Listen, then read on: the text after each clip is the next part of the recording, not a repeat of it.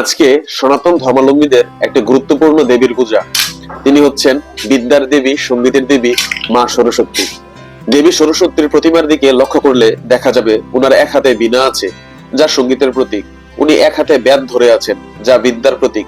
উনি শ্বেতপদ্মের উপর উপবিষ্টা এবং উনার বাহন হচ্ছে রাজহংস। প্রতিমা মানে হচ্ছে প্রতীক। প্রতিমার সাথে থাকা প্রত্যেকটা বিষয় আমাদের কিছু না কিছু শেখাচ্ছে। যেমন দেবী পদ্ম ফুলের উপর অধিষ্ঠিতা। পদ্ম ফুলের আরেক নাম হচ্ছে পঙ্কজ, অর্থাৎ পঙ্কে জন্মে, যে পঙ্ক মানে হচ্ছে কাদা।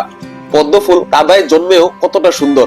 আমাদের পদ্ম ফুল শিক্ষা দিচ্ছে আমরা যেখানে জন্মাই না কেন আমাদের কাজ যেন সুন্দর হয়। দেবীর বাহন হচ্ছে হাঁস।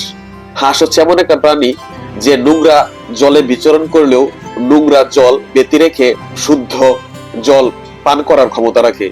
সমাজে আমরা অনেক মহাত্মা ব্যক্তিকে পরমহংস বলে ডাকি। পরমহংস হচ্ছে তারাই যারা খারাপ কিছু বর্জন করে ভালো কিছু অন্তরে ধারণ করতে পারে। তাই হাঁস আমাদের শিক্ষা দেয় খারাপকে বাদ দিয়ে ভালো কিছু অর্জন করার জন্য।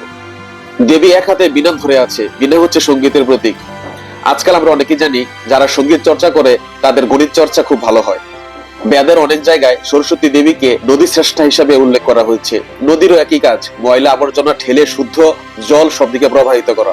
তাই সবার কাছে অনুরোধ, আমরা সরস্বতী মায়ের সাত্বিক উপাসনা করব এবং নিজেদেরকে পরমহংস হিসেবে গড়ে তোলার জন্য মায়ের কাছে আশীর্বাদ চাইব।